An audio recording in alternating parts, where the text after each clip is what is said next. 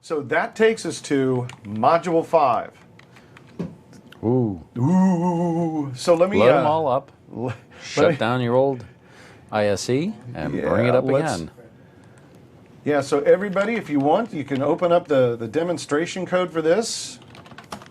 And that's what I'm doing. And Module 5, and... Dots on the bar. Voila. So, this is all very nice. I like this. you like this? Yeah, good job. Like you did all the work. Thank you. Well, no, you did all the work. I'm just talking about the work you did. You and the PowerShell team. You made it very easy for people. Well, thank you. Thank you very much. Thank you. Thank you very much. Thank you very much. Anyways, so I'm going to show you this first one just because we've already shown this in the previous Jumpstart, and you've seen us use this before, but parameters can have attributes. And I'm going to let Jeffrey talk about that, but I want you to see one of the ones that we've been using a lot. And this is a parameter attribute called mandatory, which makes the parameter, well, mandatory. If you don't fill it in... That would explain that. That would explain that. If you don't fill it in, it's going to prompt you.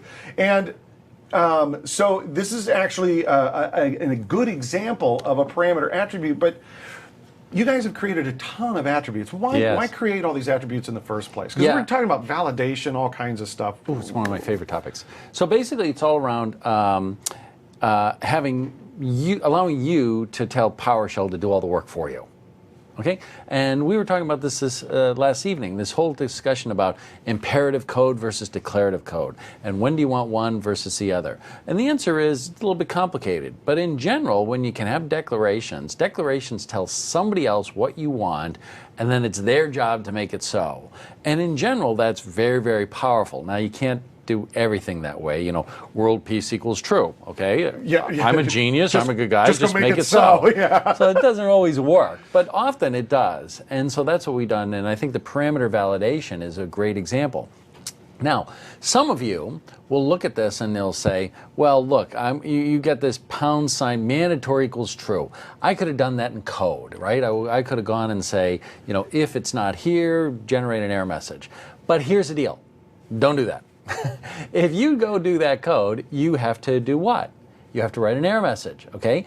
If Jason does that, he's going to do what? He's going to write an error message. And the thousands of people out there watching this, you're all going to write error messages, and they're all going to be different, okay? If you use my parameter, my attribute, mandatory equals true, then somebody doesn't specify a parameter, there's going to be exactly one error message. And people will look at it, they're going to recognize it. They don't have to read it. They're going to recognize it because they've seen it before, and they're going to know exactly what it is, and they're going to do it. If there are thousands of different error messages for the same condition, they're going to have to read that, say, what is it? You know, call Bruce Payette at 3 o'clock in the morning.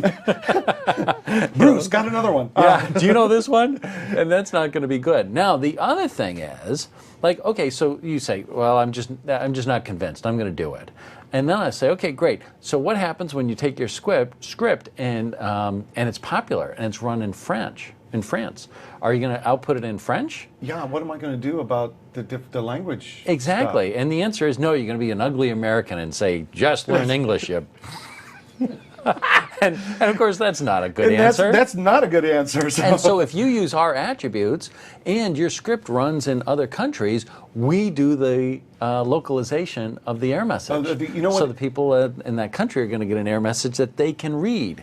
You had me at, you don't have to type in the code. Yeah. I mean, quite honestly, it gets down to the reason for the parameter attributes is you could hand code all of these. But why when, first of all, they've already done the heavy lifting, the hard work. You get features like localization for languages in different countries. Also, one of the primary things is quite honestly, this makes it so much easier than writing out all this code. So. Yeah. I think it's awesome. Well, first of all, we've got the mandatory parameter in there, and I want to show you guys something, and it's on the slides that you have. So, get help about _ and of course, my brain is functions, And you know what? Tab completion is such a beautiful thing that it's... So all of this stuff about the different types of attributes that we're going to show you is in advanced parameters. Now, I've got a set list of some of the parameter attributes that I want to show you, and Jeffrey's probably going to want to show you a couple, but the complete list and samples of code are in the help file. Again, the help system for PowerShell is unbelievable. I mean, just the most amazing thing in the world. By the way, did we show them the trick about pipe to clip? Oh, I saw that. You know, would you show the pipe to clip thing? Yeah. Okay. So let's. What was that again? It was like something help. Was it about function parameters? It was. What was it? It was pipe to clip. No. What was the name of the about function? About underscore functions underscore advanced. Functions. Yeah. Advanced. Underscore parameters. Oh, you know what? This doesn't have help. That's why it's not working. Oh, you don't have help on yet? No. Remember, you know what I'm doing? I'm doing all this demo from like their machine. I just walked up and I said, "Oh, it's got PowerShell on it. I'll use that." And we didn't do an update help. Didn't run update help, so I'll do it. I'll run update help in the background. So this is the old clip exe, right? Is it? Yeah, exactly. Yeah. So if you take a look at my screen, guys, get help about functions, advanced parameters, pipe to clip. And what were we doing? That actually puts it into the clipboard. And then say, Control N. It's a new tab, and then you just paste it there. You go to the top, of course. Oh, anyway, so it's all there. there. So you can read it. Yeah, exactly. Very nice. This is very cool. A nice way to get it there so that you can read it and go through it. So all of this and all the code samples are right there. So let's go to our first one here, mandatory. Just once again, I'm going to run this real quick. The rest of the code down here hasn't changed. Just so you know, we're not dealing with that anymore right now, so we're just adding in features, so I'll minimize all that. Mandatory true, going to run this, and you guys will know what happens. I'm going to type in get comp info, and if I don't specify, it comes up and asks. I want you to notice that because we're dealing with multiple values, the binky's inside there, now he wants to know multiple computer names, and I'm going to show you something that happens to a lot of folks the first time they see this. They'll put in a computer and go, well, that's the one I want, and it's asking me again. So it keeps asking me. Make it stop. Here's how you make it stop. Just strike enter on a blank line. Or Control C. Or Control C. So it lets you easily enter in multiple values, and also you show them with it. Get rid of the binkies and show them what that would look like. Get rid of the binkies, and so dink, dink. Yeah, run it again. And let's run it. And let me get rid of this line, and we'll do get comp info.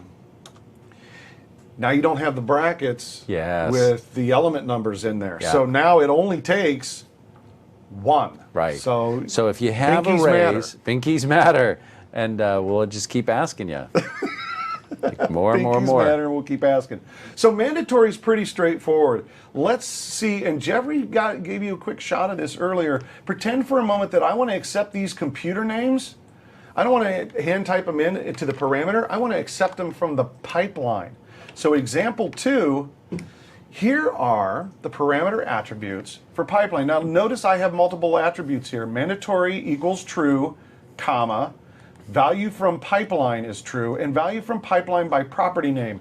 And for the difference between being passed by value and by property name, I want to reference you back to the first Jumpstart where we went through all of that information. And that was some pretty heavy duty stuff. Yeah. But basically what this means is, just like Jeffrey showed earlier, I can now take stuff from the pipeline. In fact, let's do that. I made earlier computers.txt. So let's do this. Let's do get content, computers.txt, just so everybody can see. Watch. Aha. Okay, so I've got computers there. Now look at this. Pipe get comp info. Ooh, look at that. No, really, guys. Stop for a minute and look at what just happened. With a simple added attribute, my commandlet now supports pipeline input for that parameter. That is totally awesome. So I can do get content computers, I could be doing get AD computer, I could be doing from a CSV, I can hand type them in, whatever, but everybody says, well, how do I get something to support pipeline input? That. You got it. And you didn't have to code all this. You didn't. And I remember once. And you put the code in the process block. That's it. And you put the code in the process block. That's very important. Remember, our code's in the process block because that's where it needs to be for it to run if it's going to catch it from the pipeline. Because it gets called each time the pipeline has an object. I remember hand coding this once. I did not understand advanced functions well enough when V2 first came out, and I hand coded taking information from the pipeline. It was ridiculously stupid. Ouch. And you've got such a simple, sweet solution by just adding it in right there. So guys, keep it simple whenever you can keep it simple. Now there's a couple of other things you can do with parameter. I'm focused on computer name because I'm playing with it. But I kind of like this. This is kind of nice. How about we add a help message for the parameter? Now this is different than the comment-based help that we're going to be showing you later. But this is a help message in case you think that somebody might get confused. This is a nice attribute to add. Take a look. So I've got mandatory, got my values from pipeline. I put in another comma, and I put in this one, help message equals, and I put in a little help message. One or more computer names. I'll just point out that's not that helpful. Yeah, it's But really... when you do it, you do something helpful. Wait, I do, yeah. But you'll get you're going to see exactly what he means, that it's not really that helpful. Let me show you how this appears, though, when you run this. Yeah, it's rocking. Yeah, this is actually get comp info. And it wants something. PowerShell is asking me for something, and pretend for a moment that I don't know what computer name is. Notice what says above there, type, and do you call those bangs? Yeah, I do. Okay, I call them bangs too. Do you have a special name for the question mark? Yes. Question mark. Oh, okay, good. I always check with the Unix guy to see if there's any kind of, special stuff going on. So watch, what I'm going to do is I'm going to type bang. By the way, that did not exist the last time. No, it wasn't on the screen at all. It's only because you provided help, a help comment, that now we see that and we say, oh, well, do you want some help? Here it is. And now watch, I'm going to strike enter and see it comes up with that help message and then gives me basically the mandatory parameter again. And if that help message was useful, then you'd have help and you'd know what to do. One or more computer names, that's not very useful, is it? So given that the parameter's named computer name. No, I know, it's kind of, yeah. But you guys get the idea here is that this is a great way to add in some help for the individual parameters that shows up. One of my other... And again, for you, you might say, well, I'm not going to do that. And again, for you don't, right? You've named all your functions T and A and B, and so you got 26 you just iterate through. But it's when I'm going to go and I'm going to give it to Jason, right? He obviously needs all the help he can get. So I'm going to write this script with lots of help so that, again, we always think, and I encourage you to think this way as well, that whenever you're writing these tools, think about the person who is using your tool, and they expected to use your tool on Friday after everybody went home, so 6 o'clock, they're going to do something, they're going to be finished by 7, and they're going to be home for a late night dinner with their family and a movie, okay? But it's not. It's now 3 o'clock in the morning on Saturday, everything's gone pear-shaped, and they're frantic, okay? Now, write your tools for that guy. Right? So don't be esoteric with the names. At some point, he's running something. Make sure there's help. Make sure there's confirmation. Make sure you'll think about that person, because you know what? That person might be me, and I want your tool to help me, and it might be and since you mentioned that when you write your tool, please, help message is good, and yes, write something better help than what I wrote, because I would appreciate it, because yes, definitely appreciate it. One more to take a look at before we take a break, and I have a question about this. Let me explain this to you, and then Jeffrey, we have this attribute called alias. Oh, I love it. And so talk about this. Why does this exist in the first place, and why do I have this? There's many reasons why you might have an alias. Imagine you wanted to be like Dark Carlos or Carlos Dangerous. you just call me Dark Carlos? Wasn't that the guy's name? That politician? Yeah, thanks. Carlos Danger. Okay. No, the reason why I have aliases is that we have some strong guidance for the names for things. And again, it's about this world where you think, you type, and you get, and therefore we tell everyone, hey, this should be the term, computer name. And people are like, okay, that's great, I love it, I'm into this thing, type, get, that makes total sense for me. A middle sense for you guys, but not for me, because historically I've already got some stuff and everybody knows it as host name, not computer name. So I'm going to use host name, and we say, no, actually you're not. You're going to call it computer name. And they're like, but that's not going to work for me. And it's like, no, I totally respect that. Here's how it works. So you use mine as computer name, but then you can have an alias. And so that means that when your users use this, they'll see computer name, and they'll also see that there's this alias host name. So they can use either one. So if they're used to using host name, and they'll just naturally use host name, but also when they're looking at the help, they'll see, oh, I'm supposed to be using the correct computer term. name, and they're letting me get away with the host name right now. Yes. Now, there's another reason for this, and this other reason's actually even cooler. The other reason is, so remember from the previous session, we talked about this pipeline, get from pipeline by property name. Right. Okay. And so what that means is I got an object, I send it to a commandlet, and I first say, hey, does he bind by value? Yes. Is it the correct value? Yes or no? And if it is, it gives it to him and it goes. If it's not, it says, okay, can I bind to it by property name? And so it takes the property name and says, do you have a value? Do you have a property by that name? And if so, it grabs it, gives it the value, and calls the process object. With alias, it'll see, do you have that property name? Or do you have any of the aliases? Oh, so this is wickedly cool. And so what that means is, so you got this object, like, okay, I'm writing this tool, and you wrote an object, and you wrote it the right way, and so it's got a minus computer name. And so I say by property value, computer name, and I am able to run your commandlet and pipe it to mine, and everything's happy. But Joe over there, Joe wrote a tool, and he emitted an object called hostname. And it's like, Thanks, Joe. Could you please go do it the right way? And which Joe's already been fired, so the answer's no. And so it's like, well, what am I going to do? Well, I'm in a position, you'll see that there's other techniques you can use, but I'm in a position to just go and say, okay, the computer name has an alias, host name, or host, or IP address, or whatever, and I can have a number of those things. And then as I get the object that says, oh, do you have a computer name? No. Do you have a host name? Yes. Okay, well, give me that one to go. So it's a way to be super, super powerful. And this is a great, by the way, the first jump start, this is step 3 in the module on the pipeline deeper, where we had to do a custom column where we created our own property name on the fly because they didn't match up. And so what you can do is you now as the tool maker, well, if you know that you're going to get, yes, they're going to send me things under properties called computer name, and somebody's going to send me stuff under host name, you can solve the problem up front so that the admin that's using these tools doesn't have to go through all that hard work to make the conversions and to create the properties on the fly. So let me show you this, and then we'll take a break.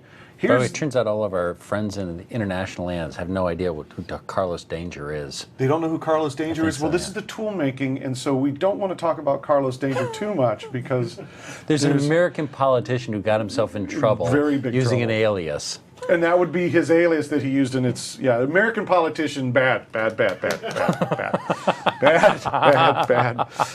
So, guys, it's called alias, and I'm going to use what Jeffrey said. Instead of host, I'm going to just change it to host name. Watch what happens here. I'm going to run it so you can see what the results will be. So we get comp info, and I want you to see that I can still do dash computer name, but here's kind of cool. Looky. I can use host name. Woo. And as Jeffrey pointed out, this is a great solution if you know that you're going to be receiving objects and properties that don't match. You can make them match to what you want them to be for pipelining. This is awesome. Just want to make sure if you've been following along with the slides and that you know where we're at. So I just want to show you in the slides where we are. Where are we? In Module 5, what we talked about so far is we've done mandatory parameters. Yep. And we've done switch parameters. And we've done accepting pipeline input. Very, very important. This is the cool part for everybody is making your commandlets accept pipeline input. Parameter help, definitely cool. And we just finished doing with aliases, which very helpful to be able to have aliases. There are a couple of more things that I wanted to show, and if you want to show something too, that's awesome. But let me see what you think of this.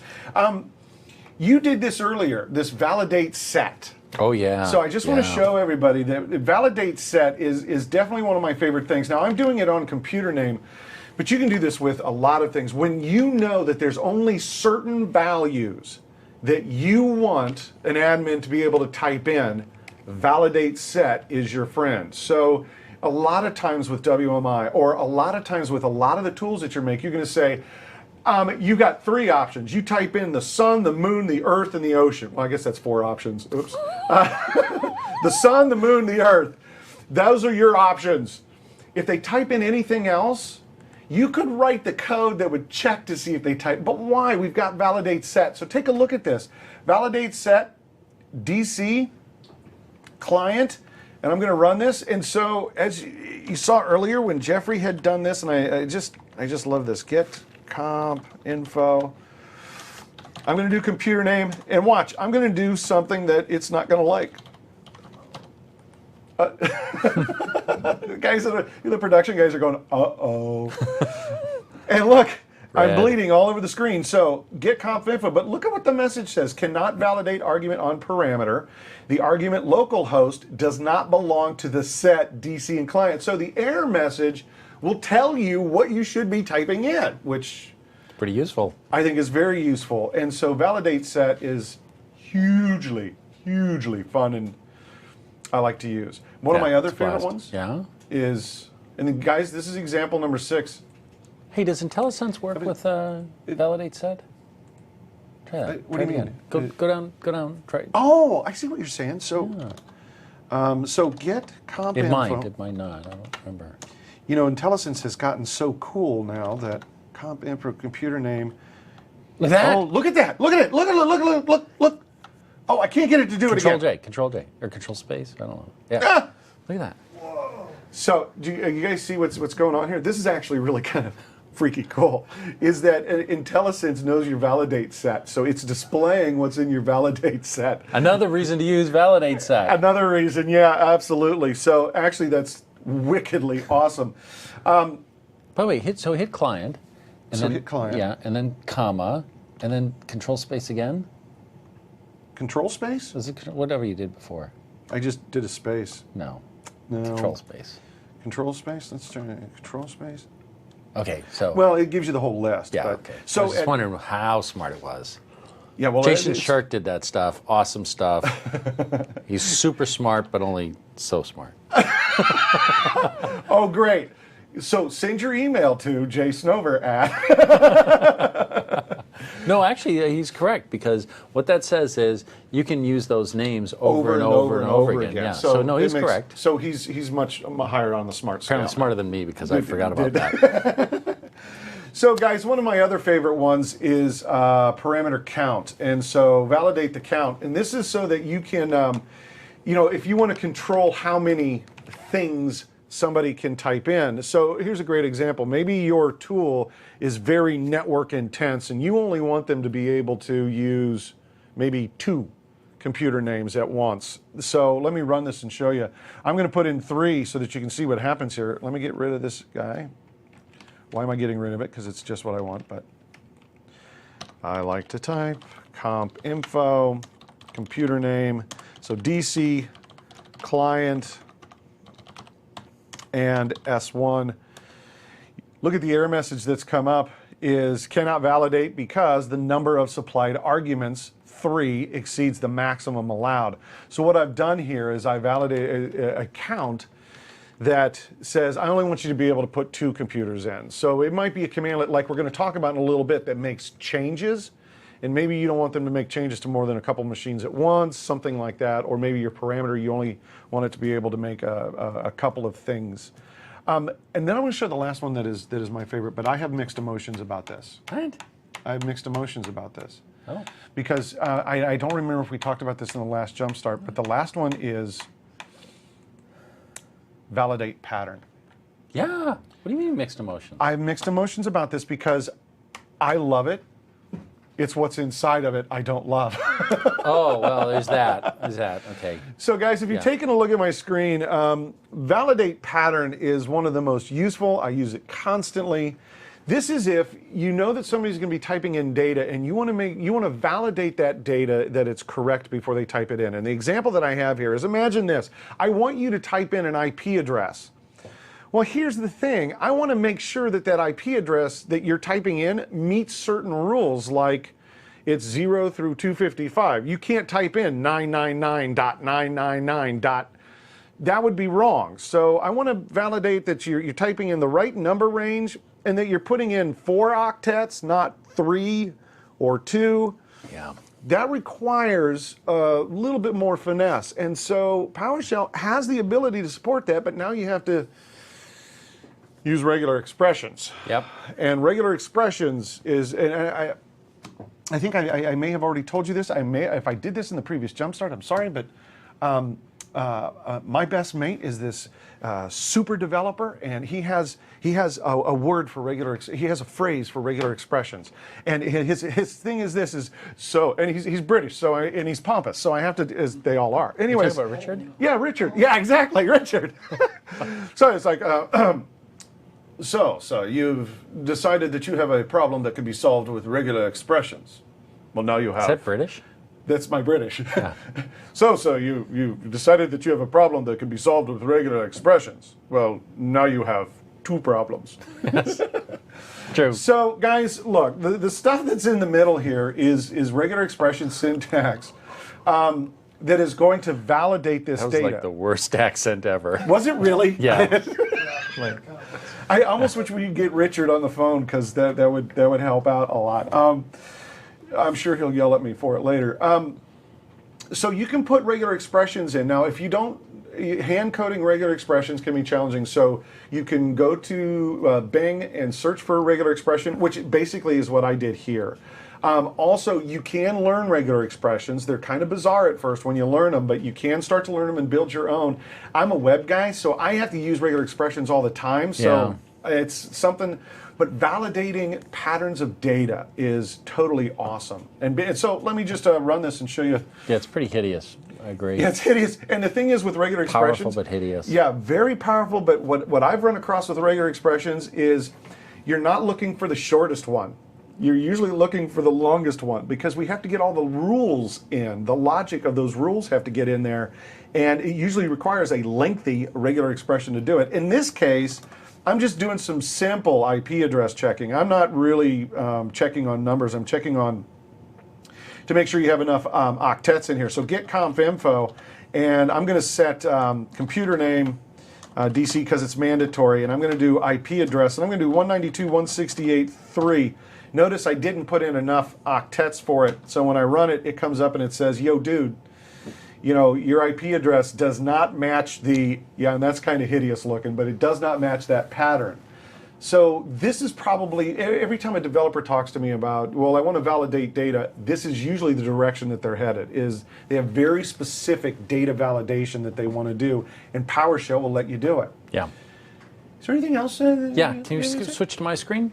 So here, what you want to do is, there's a ton of these things, okay? And so here what I did was I did a help about functions, advanced parameters, my show window, okay? And so this is a great document. And down here, well, here I'll search. I use the old search here, validate. So now look, I'll go up a bit.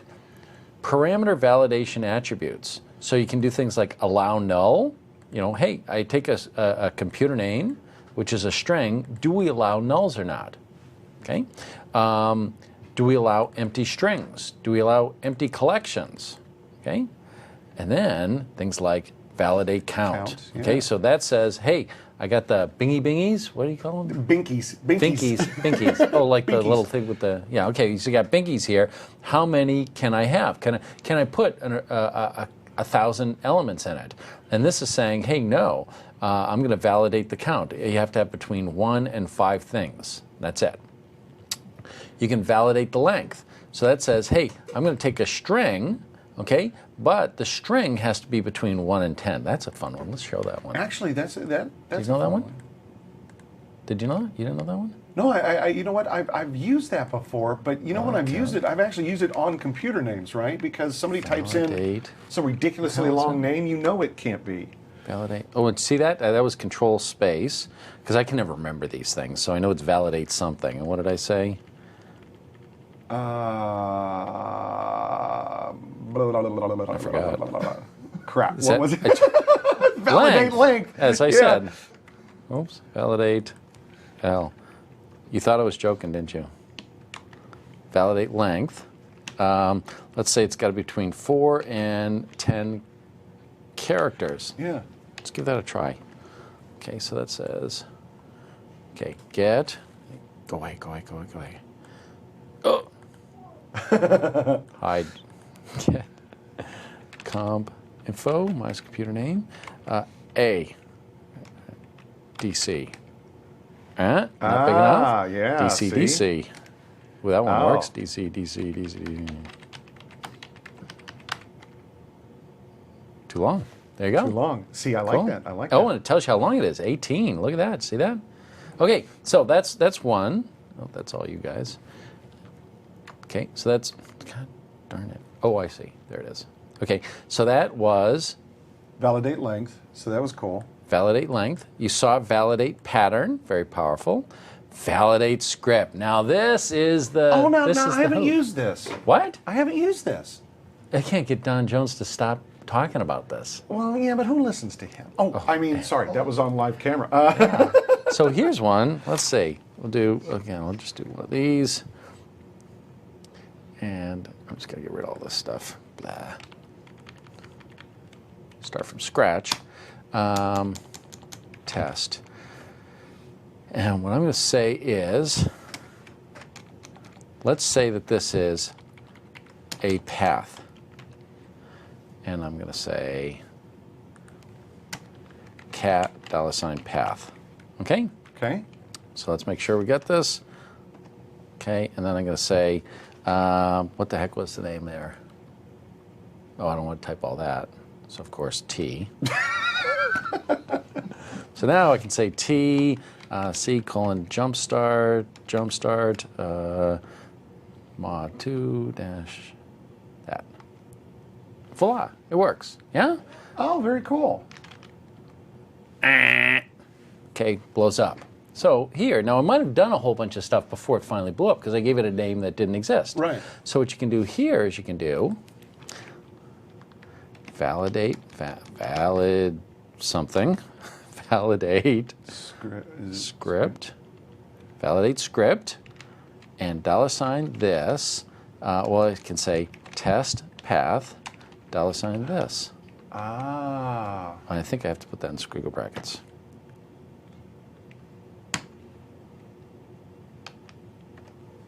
And when I do it again, Validate cannot bind path because it is null. Oops. oh, all right. That's all right. That's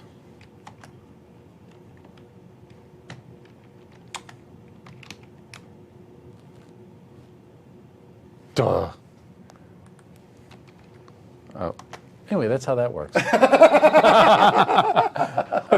What the heck? So what is the purpose though to the validate script? I mean, what is his Here, you know what? his You, goal when life? in doubt, always bring up the help, right? Yeah. So where was that help? Where'd my show window go? Help. By the way, so now here's a little trick. I'm trying to bring up the help that I brought up before, and I forget where it is, and I did hit blah blah blah. It's gonna, yeah. So what you can do is you can say # and a portion of the command and hit tab, and it'll. Oh, and it'll go right to it. You know, Go I back saw to it. you do this before, and I've never done that trick, and that, Yeah. I think that's awesome. It is. Okay, so there was validate script. Yeah. Script.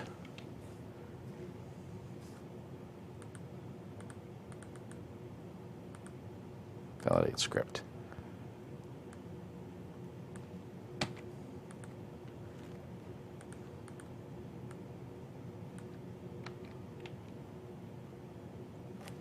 Can't have two of those.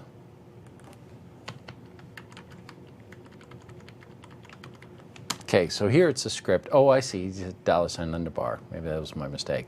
It says it can't be current date. Okay, so if I said T minus event date get date, it would say, hey, that's not going to work because they are equal. Oh, I see, Yeah. I see, I but see. If I said get date 12/25/2013, Christmas, happy. What the heck? Oh, because the path is still in there, Yeah. So, that's why he's yelling about that. So validate script is actually your ability to run code that it's going to use as the validation. Exactly. And so, and I think why Don's been talking about this is because, and this is really cool, is because in the scripting games that we just That's had. what it was. In the scripting games, there was one of the challenges had you check a path or something like that, and somebody had tested the path, I think, with validate script. That's what it was, yeah. And it was so cool because if you typed in a path that wasn't there. That's it. I used $sign this, and so I went back and I fixed it. I used $sign underbar instead of $sign this. So validate script. I see. Okay, takes a script block. And basically returns true or false. You evaluate it, just like our where clause. Takes a script block, evaluates it. Evaluates to true or it evaluates to false. If it's true, happy, happy. If it evaluates to false, not. So if you give it a value that doesn't exist, it's going to evaluate to false. And if you give it a value that does exist, happy, happy. Works.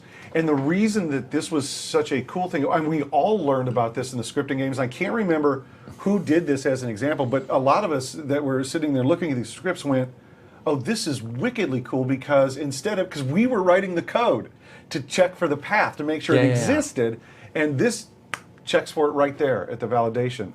Yeah. Totally awesome. Yeah.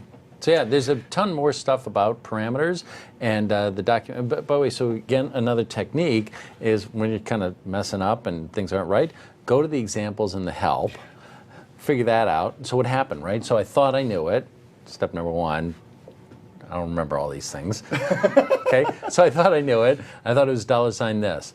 It's wrong. I'm not sure what to do. What do I do? Go to the help. Use the example in the help. I use the example in the help, and then I notice, oh, it's not $sign this, it's $sign underbar. Duh. And then I go back and I fix the original problem. Well, you know what's really interesting is that a lot of people would say, well, you should have practiced your demos or something, and it's like, no, you don't understand. In PowerShell, this is what we do every single day. This is what happens to us. And this is how we solve the problem. Exactly. I want to be clear about that, right? I do not want to come here and show you this polished, no problem thing, because that's not the real world. It's not real. And I wanted to be super clear that, I've been working with this technology forever and ever and ever, and it's not about memorizing it or being an expert. It's about being able to figure this stuff out. So that's why we show you all the warts, why we show you these errors. I love it when these errors occur, because then it shows you, oh, and then that happens, and then you do this, and then that happens, you do that. That's more valuable than, okay, now write this down 17 times, because after 17 times of writing it down, you'll commit it to memory. That's nonsense. And I think that's a very important thing that we brought up in the very first Jumpstart, which was don't memorize stuff. That's why the help system exists, and it's a really good help system. So as we're making mistakes, it's what happens to me in real life, and I have to go look something up because I screwed something up. So, anyways. So this has been a great run through on some of the parameter attributes that we can use, which is totally awesome. So let me catch everybody up in slides because we're going to shift modules here. We got about a half an hour before break, and so we've got really cool stuff. So we did a couple examples of validate set, validate count, validate pattern are in there for you. Check out the help file and try those. It really helps out quite a bit. And this is a great time for me to just briefly show you before we go to our next module that at this point, I'm going to go to create my own little blank one. Remember Control J where the snippets would come up? Oh, yeah. What I love is this complete snippet because it gives you inside of here, look at all of these. Yeah, this is the one I use. It reminds you that these are here, right? Yeah, this is the one I use all the time. Yeah, it's the one that, oh, there's where I got the sun, moon, earth. That's where it is. I knew it was in my brain from somewhere. So this is a great example. This snippet is great. It's the one that I use all the time too, because it helps remind you about some of the things that are available that if you need to, you can then, they give you samples right here, or you can jump into help and get further ones. What we're going to do is we're going to take a break, a 10-minute break. See you in 10 minutes. 10.